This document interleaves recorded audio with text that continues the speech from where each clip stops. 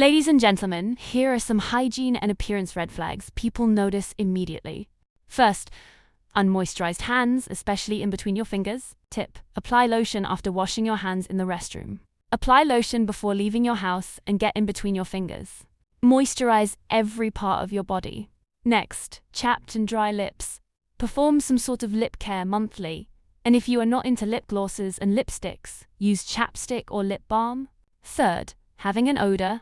Smelling bad is the worst thing possible because it offends the nose. When a person smells bad, there's no denying it. Stay fresh and never get caught unfresh. Shower in the morning and when you can at night.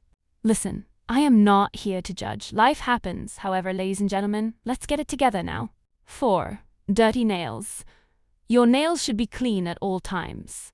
At home, use a mini brush to get in the nails and wash with soap and water. If you are outside, keep toothpicks in your bag to scrap off the dirt, then wash your hands. 5. Ill-fitted clothing. If your clothing is too small, red flag.